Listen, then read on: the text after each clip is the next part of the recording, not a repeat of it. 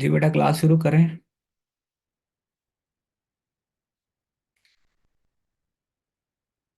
ये अभी थोड़ा वेट कर लें।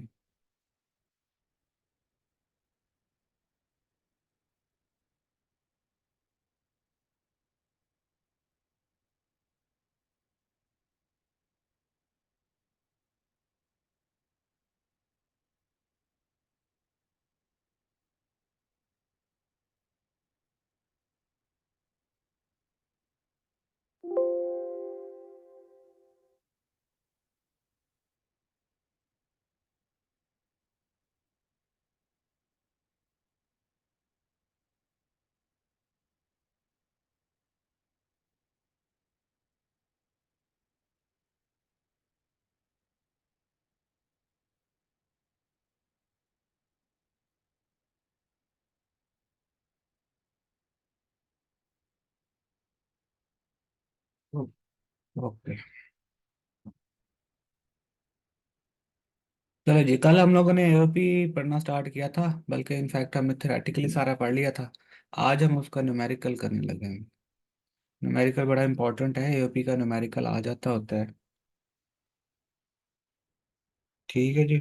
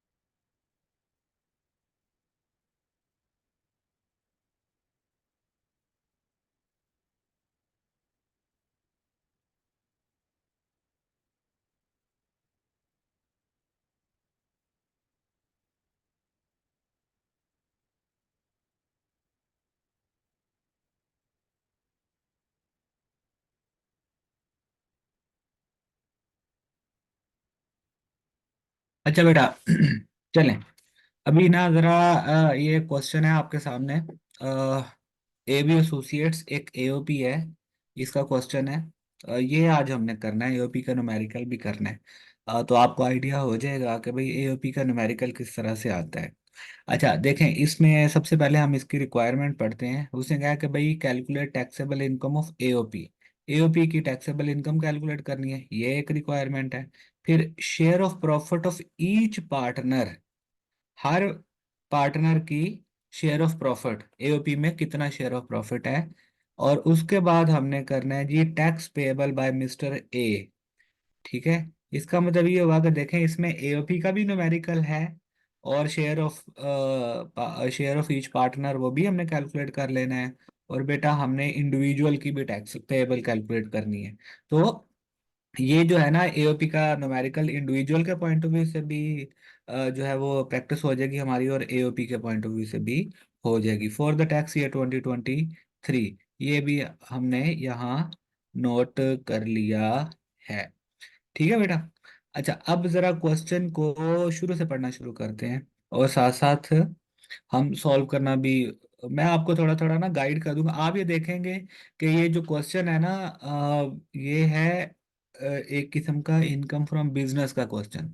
देखें बेटा, ये हमने कल भी फॉर्मेट एक डिस्कस किया था। हमने कहा था कि भाई इंडिविजुअल और एओपी की सारी टैक्सेशन तकरीबन तकरीबन सेम होती है।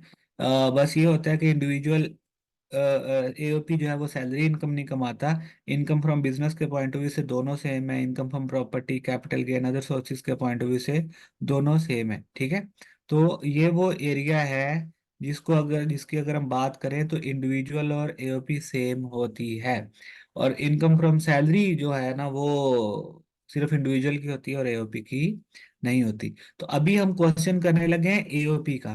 तो इसमें हमने एक तो एओपी की टैक्सेबल इनकम कैलकुलेट करनी है। तो इसका मतलब ये हुआ कि अगर आप इंडिविजुअल को एक सेकंड के लिए भूल भी जाएं, तो बेटा एओपी की टैक्सेशन ऐसे होनी है, यानी कि अगर इनकम फ्रॉम बिजनेस है, एज इट इज हमने टैक्स उसकी कैलकुलेशन करनी है। सारे प्रिंसिपल्स वो अप्लाई होंगे इनकम फ्रॉम बिजनेस के जो कि इंडिविजुअल पे अप्लाई होते हैं। जो कुछ नहीं अप्लाई होते या जो डिफरेंट कॉन्सेप्ट्स हैं एओपी के लिए, वो हमने वन बाय वन सेपरेटली पढ़ लिए। हमें अगर वो ऐसी किसी कॉन्सेप्ट की एप्लीकेशन आएगी तो हम देख लेंगे। ठीक है, तो अभी हमने क्या करना है, एओपी की टैक्सेशन जब करनी है तो बेटा हमने ऐसे ही यानी कि इसको सॉल्व करना है। ठीक है, चले। अच्छा इसके लिए एक दो चीज़ें मैं आपको बता दूं। न्यूमेरिकल स्टार्ट करने का तरीका ये होता है कि सबसे पहले आप यहाँ एओपी का नाम लिखते हो। हमारे क्वेश्चन में एओपी का क्या नाम है भाई, ए बी एसोसिएट्स। ठीक है, ये हमने ए बी एसोसिएट्स लिख लिया। ठीक है, उसके बाद हमने क्या करना है, हमारी रिक्वायरमेंट है calculate taxable income of AOP. ठीक है, कैलकुलेशन ऑफ टैक्सेबल इनकम। ठीक है, यहाँ हम लिखेंगे कि भाई calculation of taxable income for the tax year 2023। तो यानी कि 2023 टैक्स ईयर के लिए हमने एओपी की टैक्सेबल इनकम की कैलकुलेशन करनी है। चले बेटा, अभी हम यहाँ एक कॉलम बना लेंगे रुपीस का, दूसरा हम यहाँ बना लेंगे। ठीक है, यहाँ हम लोग लिखते हैं क्या भाई, क्या लिखते हैं भाई, यहाँ हम लिखते हैं हेड्स ऑफ इनकम। ठीक है, या आप सिंपल लफ्जों में इसको पर्टिकुलर्स लिख दिया करें। ठीक है, तब भी ठीक है। ठीक है भाई, तो इस तरह से आपके ये फॉर्मेट बन जाते हैं। ठीक है।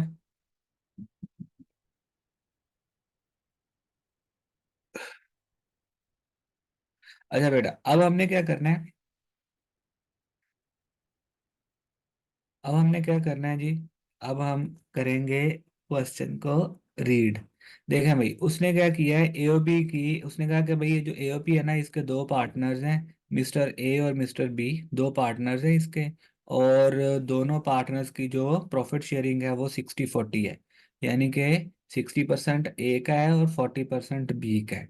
टैक्सेबल टैक्स ईयर जो है ना 2023 उसकी प्रॉफिट और लॉस अकाउंट उन्होंने हमें दिया है। अच्छा इसमें आपकी सेल जो है ना वो 2 मिलियन है, ये अकाउंटिंग का प्रॉफिट एंड लॉस अकाउंट है। उसमें कॉस्ट ऑफ सेल माइनस की है, ग्रॉस प्रॉफिट आ गया 700,000।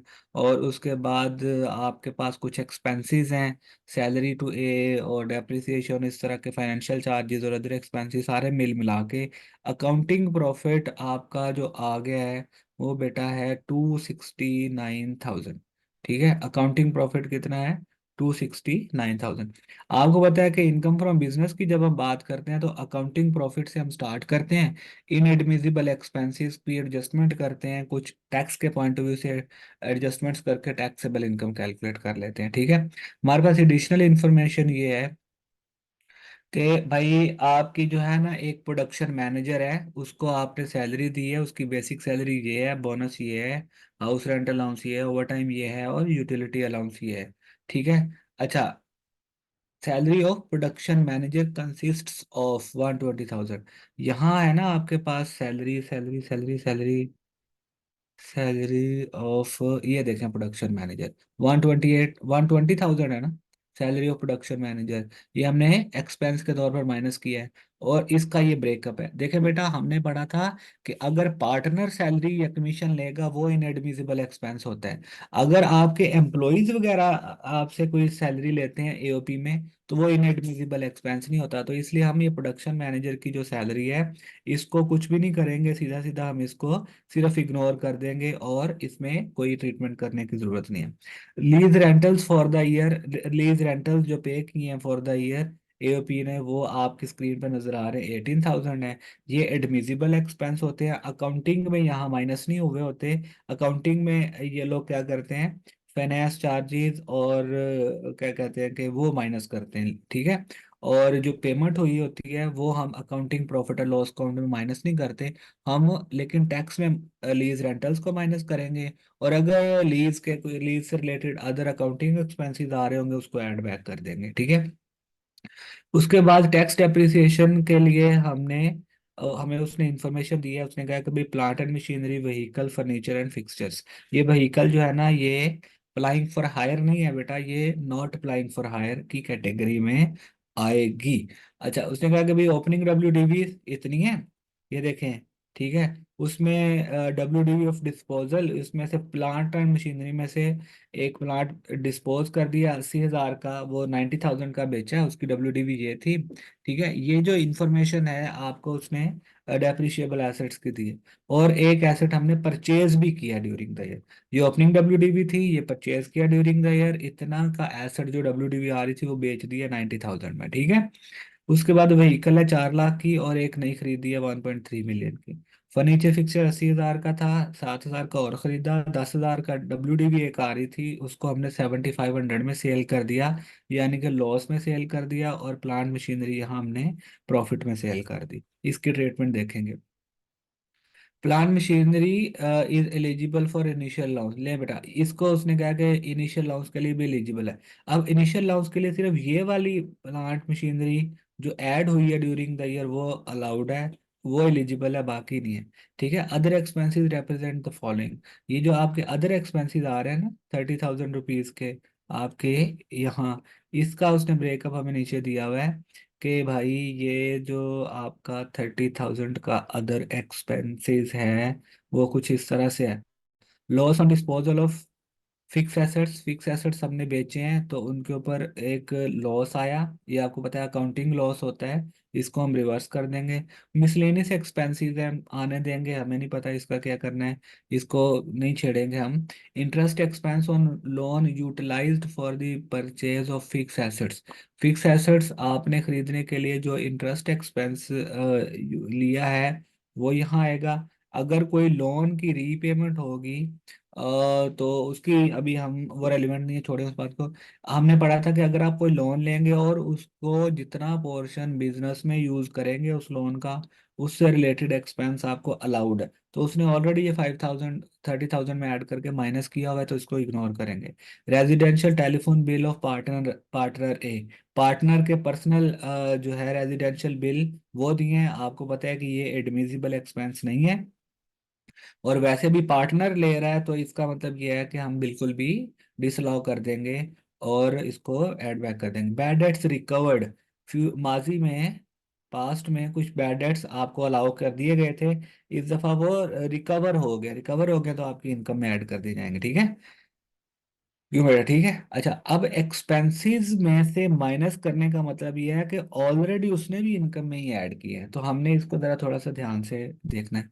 Bad debts recovered by disallowed by the tax department in the previous year when it was claimed as bad debts. इसका मतलब ये हुआ कि भाई ये जो बैड डेट्स रिकवर्ड है ना, अभी रिकवर हो गए हैं, तो माजी में टैक्स डिपार्टमेंट ने भी डिसअलाउ कर दिए थे। तो इसका मतलब ये, इसको इसका जो इम्पैक्ट आया हुआ है उसको हम रिवर्स कर देंगे, क्योंकि पहले जब बैड डेट्स हुए थे तो टैक्स डिपार्टमेंट ने अलाउ नहीं किए थे, अब मिल गए हैं वापस, तो फिर भी हम इसके ऊपर अब इनकम नहीं देंगे, ठीक है, टैक्स नहीं देंगे, तो बेटा इसका कोई इम्पैक्ट नहीं आएगा। अकाउंटिंग प्रॉफिट में जो इम्पैक्ट आया हुआ है उसको रिवर्स रिवर्स कर देंगे। Analysis of the liabilities reveal the following amounts are outstanding for more than 3 years. अब आपको पता है कि अगर कोई बिजनेस एक्सपेंसेस 3 साल से ज्यादा आउटस्टैंडिंग आ रहे हो तो उसको हम ऐड बैक कर देते हैं, ठीक है। इसको भी ऐड बैक करेंगे, बैंक लोन को भी ऐड बैक करें, sorry, liability against purchases, bank loan 200,000, interest on the above bank loan ये 240,000, ठीक है, ये भी नहीं हमने पे किया। एडवांस फ्रॉम कस्टमर्स, कस्टमर्स की तरफ से हमने एडवांस लिया। अच्छा देखें बेटा, ये जो एडवांस फ्रॉम कस्टमर्स है ना, इसको हमने, ये ऐसी लाइबिलिटी नहीं है कि जिसका फ्यूचर माजी में हमने इसका इसकी डिडक्शन क्लेम की हो, तो इसका कोई ट्रीटमेंट नहीं है। इसी तरीके से लाइबिलिटी अगेंस्ट परचेजेस जो है ना, जो हमने परचेजेस किए हैं उसके अगेंस्ट लाइबिलिटी थी, उसको भी रिवर्स करेंगे, और ये लोन को भी रिवर्स करेंगे, ठीक है। Mister A claimed property related expenses of 56,000 including actual repair and expenses of 16,000। इसका मतलब ये हुआ कि जो मिस्टर ए है ना, मिस्टर ए की कोई प्रॉपर्टी है जिसका प्रॉपर्टी रिलेटेड एक्सपेंसेस 56,000 है। अच्छा, अब इसमें इसने ये नहीं बताया, ये देखें, rent of business premises to partner A. इसका मतलब ये है कि एओपी जिस बिल्डिंग में बिजनेस कर रही है, वो बिल्डिंग पार्टनर की है और पार्टनर उससे रेंट लेता है, तो ये रेंट जो है ना, ये पार्टनर की प्रॉपर्टी इनकम में चला जाएगा, ठीक हो गया बेटा। और उसके प्रॉपर्टी इनकम के जो एक्सपेंसेस होंगे, वहां से हम ये वाली अमाउंट्स माइनस कर देंगे अकॉर्डिंगली। क्यों जी, यहाँ तक बातें समझ आई हैं? अभी हमने इसका सोल्यूशन भी करना है। चले बेटा, आप लोग क्वेश्चन किस तरह से स्टार्ट करेंगे, ये आपके पास आ गया जी। इनकम फ्रॉम बिजनेस,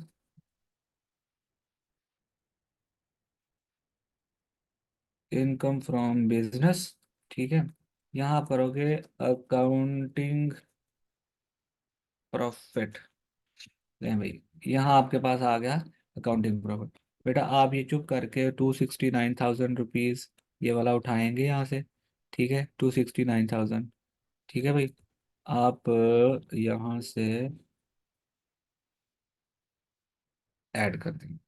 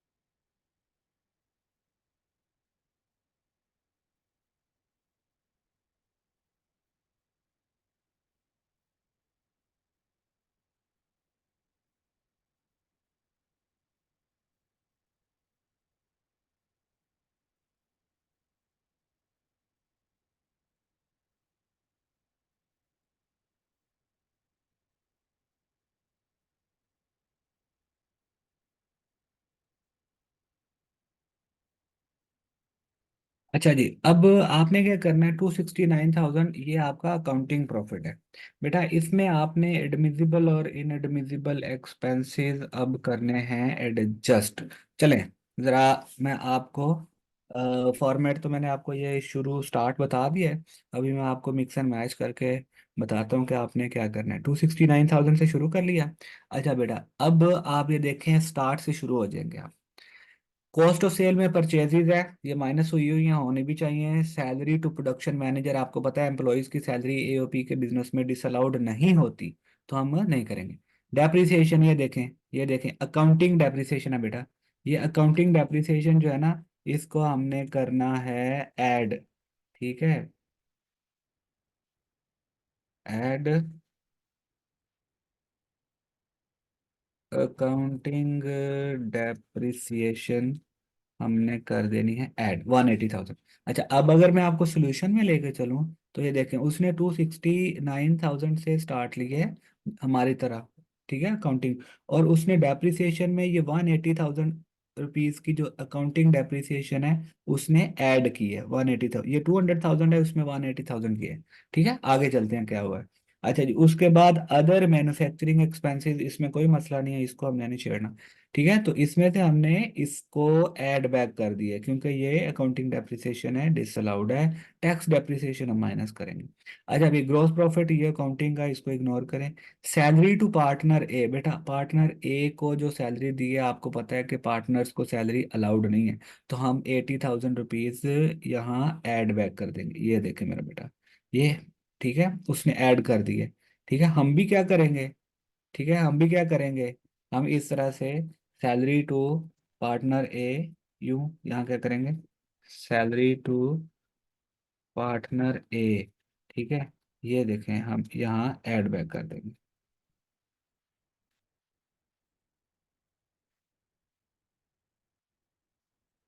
ठीक है, इस तरह से आप ऐड बैक कर देंगे सैलरी टू पार्टनर ए। और उसने भी सोल्यूशन में ऐसे ही बेटा किया।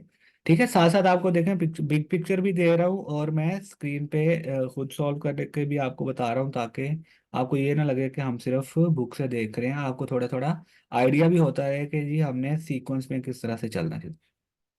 अच्छा जी, उसके बाद बेटा commission to partner B, partner B को जो कमीशन है अगेन उसी कैटेगरी में आता है, हमें ये भी अलाउ नहीं करना। तो उसने भी क्या किया, ये 10,000 रुपीज डिसअलाउ करके ऐड बैक कर दिए। ठीक है मेरा बेटा। देन उसके बाद हमारे पास है जी, rent of business premises to partner A, business premises to partner A. देखें बेटा, एक चीज आपने जरा गौर करनी है कि हमने कहा था कि भाई अगर आप क्या हैं, अगर आप एओपी के पार्टनर हैं, अगर आप एओपी के पार्टनर हैं तो आप सैलरी नहीं ले सकते, आप कमीशन नहीं ले सकते, आप इंटरेस्ट एक्सपेंस नहीं ले, इंटरेस्ट इनकम नहीं ले सकते। इस तरह के आप कोई इनकम एओपी से नहीं ले सकते, अगर लेंगे तो उसको हम ऐड बैक कर देंगे। लेकिन बेटा ये जो रेंट होता है ना, रेंट, अगर किसी पार्टनर ने कोई बिल्डिंग एओपी को दे दी, उसका वो रेंट लेता है, तो वो अलाउड एक्सपेंस है, एओपी के लिए वो अलाउड एक्सपेंस है। और जो पार्टनर है उसकी इनकम फ्रॉम प्रॉपर्टी में चला जाता है। तो हम ये 240,000 रुपीज को ऐड बैक नहीं करेंगे। ठीक है, देखो उसने भी नहीं किया। अच्छा, उसके बाद हमारे पास डेप्रिसिएशन ऑन ओन्ड एसेट्स, कुछ एओपी के अपने और भी एसेट्स हैं, डेप्रिसिएशन उनके ऊपर 20,000 है, तो इसको भी ऐड बैक करेंगे क्योंकि ये अकाउंटिंग डेप्रिसिएशन है। और उसने भी क्या किया हुआ है, ये देखें, 20,000 क्या कहते हैं कि उसके अंदर ऐड करके, तो इस तरह से पूरा 2 लाख रुपए उसने ऐड बैक कर दिए। ठीक है बेटा, समझ आई बात की। अच्छा, उसके बाद आ जाए जी, depreciation on on asset, reverse होगी। Depreciation on asset subject to finance lease, finance lease ये भी अकाउंटिंग डेप्रिसिएशन है बेटा। ठीक है, तो अकाउंटिंग डेप्रिसिएशन है, इसको भी हम रिवर्स कर देंगे, ये देखें। ठीक है, ये भी उसने ऐड बैक कर दिया है। ठीक हो गया। अच्छा जी, उसके बाद आप चलें आगे, finance charges on leased assets, lease assets के ऊपर जो फाइनेंस चार्जेस हैं वो भी ऐड बैक होने, क्योंकि lease rentals paid during the year वो माइनस करने हैं हमने। तो हमने ये 2,500 रुपीज भी क्या कर दिया भाई, ऐड बैक कर दिया। फिर उसके बाद अगला पॉइंट है हमारे पास, एडवर्टीजमेंट एक्सपेंस बिजनेस के लिए होता है, हमें कोई एतराज नहीं है, इसको ये माइनस हुआ हुआ है और होना भी चाहिए, कोई मसला नहीं। प्रोविजन फॉर डाउटफुल डेट, आपको पता है कि अलाउ नहीं की जाती बिजनेस में, provision for doubtful debt 10,000 rupees की, ये हमने ऐड बैक कर दी। ठीक है, प्रोविजन फॉर डाउटफुल डेट्स हमने ऐड बैक कर दिया। अच्छा जी, उसके बाद एक्सपेंस ऑन साइंटिफिक रिसर्च, आपको पता है कि भाई साइंटिफिक रिसर्च एक्सपेंडिचर्स अलाउड है, तो हम इसका कोई ट्रीटमेंट नहीं करेंगे, माइनस होना चाहिए। अदर एक्सपेंसिव एंड 30,000 की, इसका ब्रेकअप नीचे हम पढ़ के आए थे, ये देखें। अब देखते हैं, अब ये देखें 30,000 रुपीज माइनस हुआ हुआ है अदर एक्सपेंसेस के नाम पे। हमें देखेंगे कि इस 30,000 में से कौन सा एक्सपेंस माइनस होना चाहिए था, कौन सा नहीं होना चाहिए था। जो होना चाहिए था एक्सपेंस उसको कुछ नहीं करेंगे, जो नहीं माइनस होना चाहिए था उसको ऐड बैक कर देंगे। ठीक है बेटा। Loss on disposal of fix asset, देखें भाई फिक्स एसेट को डिस्पोज ऑफ करने का loss, loss, fix asset dispose, ये अकाउंटिंग लॉस है, माइनस हुआ हुआ बेटा। अकाउंटिंग लॉस को हम क्या करते हैं, ऐड बैक करते हैं। तो ये देखें loss on disposal of fix assets, उसने क्या किया हुआ है, ऐड बैक कर दिया हुआ है। ठीक हो गया। नेक्स्ट,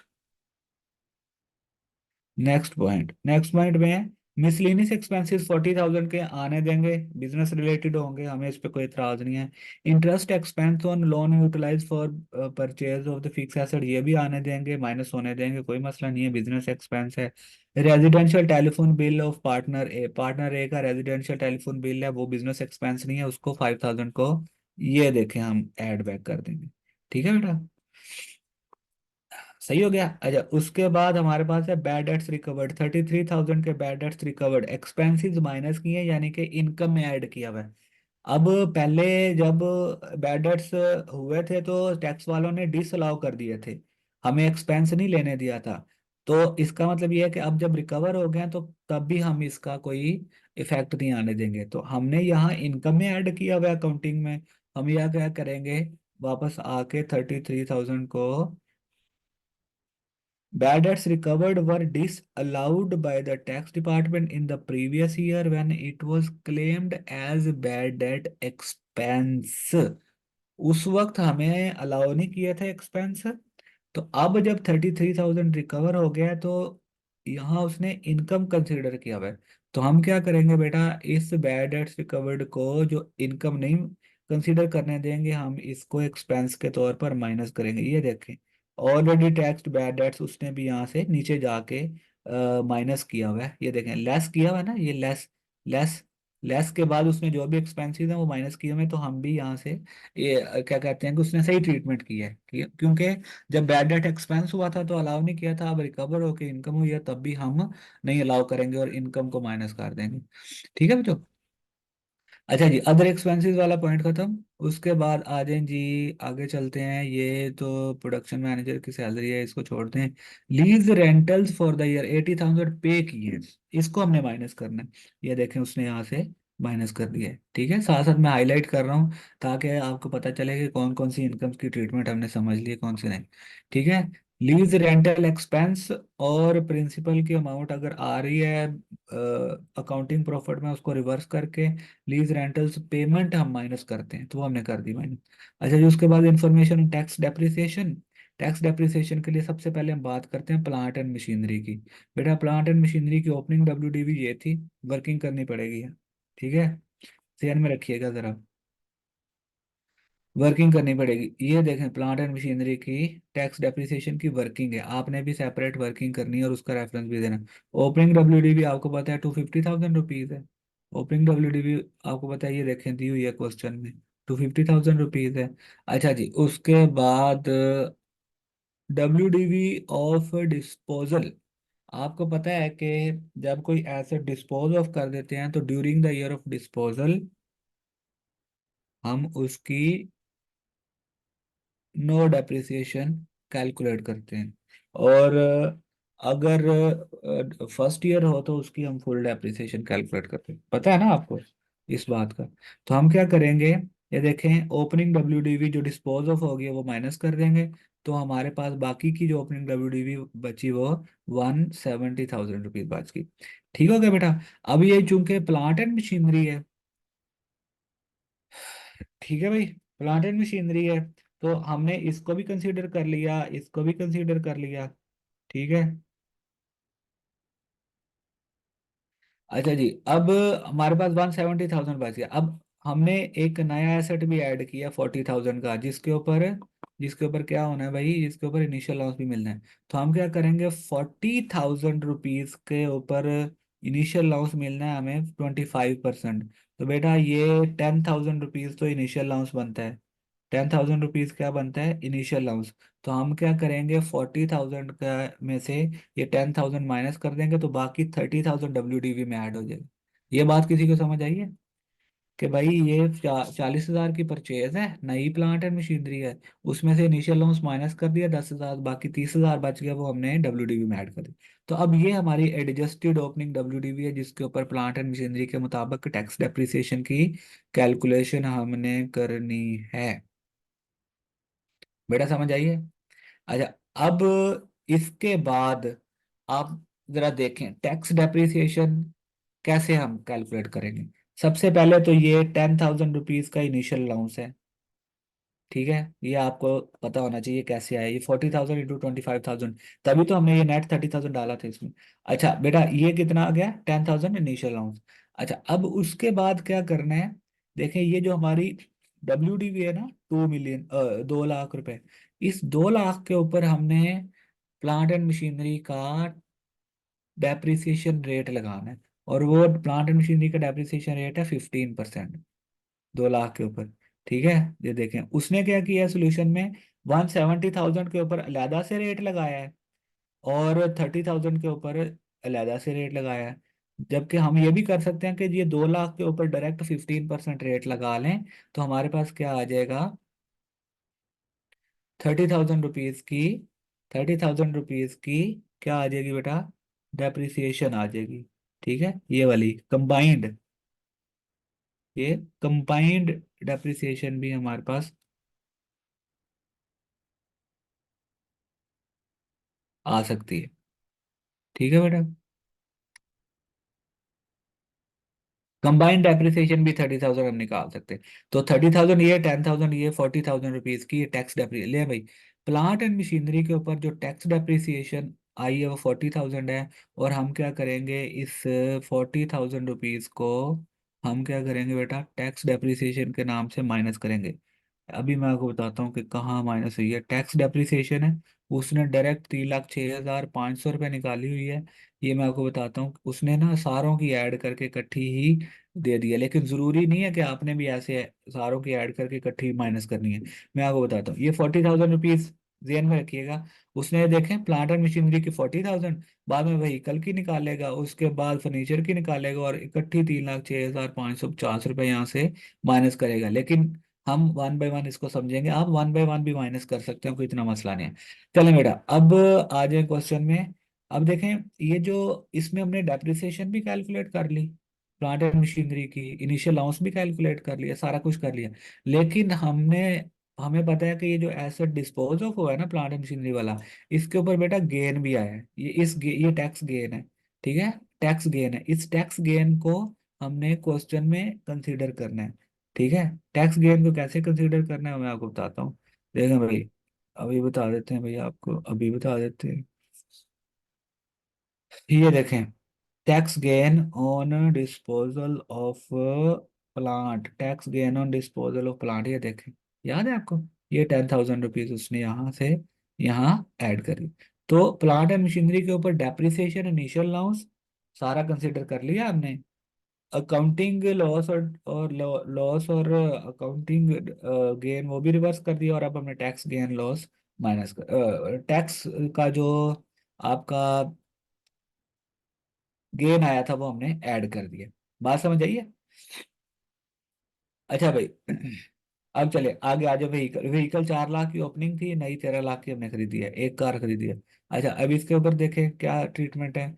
ओपनिंग 4 लाख की थी बेटा, ठीक है, उसके ऊपर 15% लगाया हमने 60,000, और उसके बाद नई एडिशन 13 लाख हुई है, उसके ऊपर 15% लगाया तो 195,000।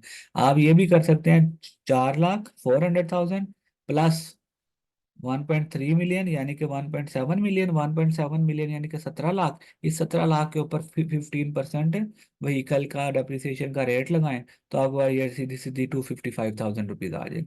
ठीक है, तो ये अलग अलग कैलकुलेशन करने की जरूरत नहीं है। आप 4 लाख प्लस 17 लाख ऐड करें, उसके ऊपर 15% टैक्स रेट लगाएं, तो आपके पास 255,000 आएगी। 255,000 जो आएगा, उसने यहाँ 3,06,550 में ऐड करके माइनस किया, आप सेपरेट भी माइनस कर सकते हैं अलग से। चलें भाई, उसके बाद आपके पास आ गया फर्नीचर फिक्सर, ओपनिंग है, डिस्पोजल की डब्ल्यूडीवी है, और इसका सारा ट्रीटमेंट वही है। लेकिन एक चीज आपने ध्यान में रखनी है, फर्नीचर फिक्सर के ऊपर अब आपको इनिशियल अलाउंस नहीं मिलेगा, बाकी सारी ट्रीटमेंट ये प्लांट एंड मशीनरी वाली है। आप क्या करोगे, देखें भाई, फर्नीचर एंड फिक्सचर कहाँ गया? फर्नीचर फिक्सर ओपनिंग WDV 80,000, जो डिस्पोजल होगी 10,000 माइनस कर दिया, आपके पास 70,000 बच गया। इस 70,000 के बाद आपने 7,000 मजीद ऐड करने। 70,000 प्लस 7,000 इज इक्वल टू 77,000। ये देखें, 77,000 के ऊपर 15% फर्नीचर का रेट है डेप्रिसिएशन। जरा डेप्रिसिएशन के रेट्स आप चेक कर लीजिएगा उसने सही लिए या नहीं लिए, क्योंकि आपके पास वो लेटेस्ट रेट्स आ रहे होंगे। जो भी टैक्स रेट है वो टैक्स रेट लगा के आपने ये फर्नीचर की भी डेप्रिसिएशन आपने कैलकुलेट कर ली। ठीक है, इसको भी आप डायरेक्ट यहाँ से माइनस कर सकते हैं, उसने सारों को ऐड करके फिर माइनस किया है, तो कोई मसला नहीं। अच्छा, एक और चीज बच गई है। देखें, इसके ऊपर नई फर्नीचर फिक्सर के ऊपर आपको इनिशियल अलाउंस नहीं मिलना। अब बच गया कि भाई ये आपने एसेट 10,000 की WDV थी, 7,500 का बेच दिया, तो 2,500 का टैक्स लॉस है। तो बेटा ये टैक्स लॉस 2,500 रुपीज का उसने यहाँ से माइनस कर दिया।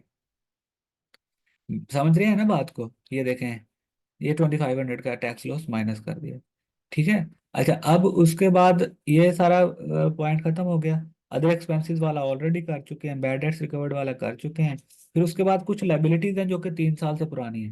बेटा 80,000 रुपीज ये, और 200,000 रुपीज ये, और 40,000 रुपीज ये वाली लाइबिलिटीज आपकी पुरानी है, 3 साल से पुरानी, जिनको आप माजी में पास्ट में इनकी डिडक्शन ले चुके हैं। एडवांस फ्रॉम कस्टमर की आप डिडक्शन नहीं क्लेम करते, वो आपकी जो है ना एक्सपेंसेस में नहीं जाता है, तो इसलिए आपने इसकी डिडक्शन नहीं ली माजी में, तो इसको आप ऐड बैक नहीं करेंगे। इसके अलावा 200,000 ये, 80,000 ये, 280,000 और 40,000 ये, 320,000 रुपीज की अमाउंट को आपने ऐड बैक करना है। किस नाम से ऐड बैक करना है कि भाई ये ओल्ड आपकी लाइबिलिटीज हैं। उसने क्या किया, लाइबिलिटी अगेंस्ट परचेजेस 80,000, और इंटरेस्ट ऑन बैंक लोन 40,000। एक मिनट, ये किस चीज का है? बैंक, अच्छा अच्छा अच्छा, ठीक है। बेटा सॉरी, यहाँ मेरे से ना एक एरर हुआ है। ये जो 200,000 है ना, बेटा ये जो 200,000 है ना, 200,000, ये तो आपका बैंक लोन है। तो ये बैंक लोन जो होता है ना, ये तो इसकी तो आप डिडक्शन नहीं क्लेम करते, आप तो डिडक्शन क्लेम करते हैं सिर्फ इंटरेस्ट की। इंटरेस्ट की, ये इसकी। तो आपने ये इंटरेस्ट वाला 40,000 इसको ऐड बैक करना है। ठीक है, चले मैं दोबारा हाईलाइट कर देता हूँ। और इसके बाद आपने ये लाइबिलिटी अगेंस्ट परचेजेस इसको ऐड बैक करना है। और ये जो बैंक लोन है ना और एडवांस फ्रॉम कस्टमर है, इनकी आप एक्सपेंस नहीं क्लेम करते। बैंक लोन तो ये प्रिंसिपल होता है, प्रिंसिपल का तो एक्सपेंस नहीं आप क्लेम करते। आप तो इंटरेस्ट उसके ऊपर जो होता है वो एक्सपेंस क्लेम करते हैं। तो इसलिए 40,000 ये 3 साल पुरानी है, और ये 80,000 ये 3 साल पुरानी, इन दोनों को आप ऐड बैक कर देंगे, जो कि उसने यहाँ इस तरह से किया हुआ है। क्यों बेटा, बात समझ आई है ये या नहीं आई? जल्दी से बताएं, शाबाश। अच्छा जी, उसके बाद आप चलें भाई, ये सारे पॉइंट्स हमने कर लिए। अच्छा, अब ये मिस्टर ए की प्रॉपर्टी इनकम है, इसको छोड़ दें। आप ये देखें कि ये हमने चूंकि अभी हम एओपी की इनकम कैलकुलेट कर रहे हैं, तो एओपी की इनकम में ये अकाउंटिंग इनकम थी, ये सारे ऐड लेस करके, तो हमारे पास ये एक्सपेंसेस भी माइनस करके ये 306, ये तो सारा आपका डेप्रिसिएशन का गया ना। तो आपके पास बेटा टैक्सेबल इनकम आ गई है 374,450। टैक्सेबल इनकम आपकी आ गई 374,450। और आपको याद होगा कि ये टैक्सेबल इनकम ही कैलकुलेट करने के लिए हमने ये सारे कैलकुलेशंस की हैं। ठीक है, एओपी की टैक्सेबल इनकम, तो इस तरह से आपकी एक्स एओपी की टैक्सेबल इनकम यहाँ आ जाएगी। कितनी? एओपी की टैक्सेबल इनकम बेटा कितनी आ जाएगी इस तरह से? 374।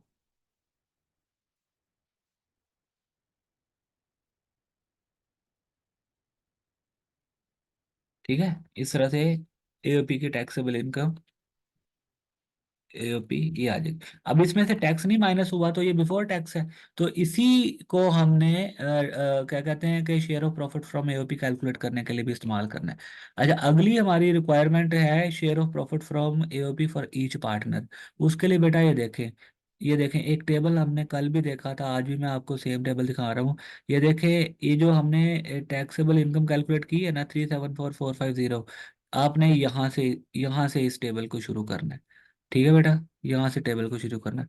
पार्टनर ए, पार्टनर बी, टोटल। ठीक है। और यहाँ आपने तीसरे कॉलम पे लिख लेना है टोटल जो टैक्सेबल इनकम बिफोर टैक्स है। अब आपने क्या करना है, आपको पता होगा कि क्वेश्चन में उसने बताया है कि पार्टनर ए सैलरी लेता है 80,000, जो हमने ऊपर एड बैक भी की है, वो आपने यहाँ इसको दे देनी है। ठीक है, टोटल में मिलेगा नहीं। फिर पार्टनर बी ने कमीशन लिया है 10,000, वो हमने ऊपर एड बैक किया था, उसको आपने यहाँ लिख के ये भी यहाँ ले जाना है। ठीक है बेटा। अच्छा जी, उसके बाद आपने क्या करना है, रेजिडेंशियल जो टेलीफोन बिल उसका पार्टनर ए का था, वो हमने ऐड बैक कर दिया था, वो भी हमने यहाँ ले लेना है। ठीक है। अच्छा, अब देखें, सबसे पहले जो स्पेसिफिक्स है ना, वो आपने कर लेने हैं इस तरह से। ये जो आपके पास हाईलाइट नजर आ रहे हैं, ये स्पेसिफिक्स है। उसके बाद आप देखेंगे ना 374450 में से ये वाले एक्सपेंसेस माइनस करेंगे, सॉरी, ये वाली डिस्ट्रीब्यूशन माइनस करेंगे, तो बाकी आपके पास बैलेंस जो बचेगा वो बचेगा 279450। 279450 ये आपके पास बाकी बच जाएगा। फिर आपने इसको डिस्ट्रीब्यूट करना है 60-40 की रेशो में, जो भी क्वेश्चन में आपको दी गई है। 60-40 की रेशो, 60% इसको दे दें, 40% इसको दे दें, किसका, इस अमाउंट का। अच्छा, जब आप ये काम कर लेंगे तो फिर आपके पास ये ए की सारी profit, share of profit from AOP आ जाएगा, और इसी तरीके से बी का भी share of profit from AOP आ जाएगा। तो बेटा इस तरह से आपके क्वेश्चन की दूसरी रिक्वायरमेंट भी पूरी हो जाती है कि share of profit from AOP for each partner calculate करें। तीसरी रिक्वायरमेंट है tax payable by mister A. Mister A ने जो टैक्स पे करना है उसकी कैलकुलेशन करें। मिस्टर ए के लिए उसने बताया कि भाई मिस्टर ए की सिर्फ ये इंफॉर्मेशन उसने दी है। उसने कहा कि प्रॉपर्टी इनकम में से 56,000 रुपीज उसके प्रॉपर्टी रिलेटेड एक्सपेंसेस हैं, जिसमें 16,000 रुपये रिपेयर एक्सपेंस है। आपको पता है, चले इसकी जरा कैलकुलेशन मैं आपको कराता हूँ। देखें बेटा, ये taxable income and tax payable mister A, हम क्या करते हैं, income from property. Income from property कितनी है, आपको पता है कि भाई इनकम फ्रॉम प्रॉपर्टी, ये देखें क्वेश्चन में दी गई है कि भाई उसने जो रेंट लिया रेजिडेंट, वो 240,000 रुपीज़ है। तो आप क्या करेंगे, ये 240,000 रुपीज़ उसकी प्रॉपर्टी इनकम आ जाएगी, gross rent chargeable to tax, ये अमाउंट है वो 240,000। अब इसमें से आपने लेस करने हैं अलाउड एक्सपेंसेस। आपको पता है 1/5 तो हम रिपेयर अलाउंस करते हैं माइनस। रिपेयर अलाउंस हालांकि एक्चुअल उसका 16,000 हुआ है। बेटा ये देखें, एक्चुअल उसका रिपेयर का एक्सपेंस 16,000 है, लेकिन आपको पता है कि हम एक्चुअल नहीं लेते बल्कि 1/5 लेते हैं रेंट चार्जेबल टू टैक्स का। तो इस अमाउंट का 1/5 लिया, 48,000 माइनस किया। उसके बाद other property related expenses total 56 हैं, उसमें 16,000 रिपेयर का था, तो 16,000 रिपेयर का माइनस करके बाकी 40,000 बच गया। वो 40,000 हमने अलहदा से माइनस कर दिया, तो आपके पास नेट प्रॉपर्टी इनकम बच गई 152,000। ठीक है, 152,000। अब इसमें हमने ऐड करना है एओपी का share, share of profit from AOP, किसका, मिस्टर ए का। मिस्टर ए का share of profit from AOP ये देखें 252,670 निकला हुआ है। 252,670 ऐड करेंगे रेट पर्पज के लिए, तो आपकी total taxable income mister A की आ जाएगी 404,670। अब टैक्स पेबल हमने कैलकुलेट करना है। अगर आप नॉन सैलरीड इंडिविजुअल के टैक्स रेट्स देखेंगे तो उसमें लिखा हुआ है कि 6 लाख से कम अगर टैक्स है तो आपका टैक्स रेट 0% है। तो बेटा इसकी इनकम ही 4,04,000 है, तो इसके ऊपर कोई टैक्स नहीं निकलेगा, टैक्स पेबल जीरो। ठीक है। लें भाई, ये आपका न्यूमेरिकल हो गया। अगर कोई बात नहीं समझ आई तो पूछ लें, वरना आज के लिए इतना ही था। ये क्वेश्चन घर जाकर जरूर करिएगा, और एओपी के सारे क्वेश्चन अब आप कर सकते हैं, वैसे दूसरे हेड्स के भी क्वेश्चन आप सारे कर सकते हैं। ठीक है। नेक्स्ट क्लास में हमने वेल स्टेटमेंट करना है इंशाल्लाह। जी बेटा, कोई क्वेश्चन है तो पूछ लें, वरना फिर क्लास खत्म।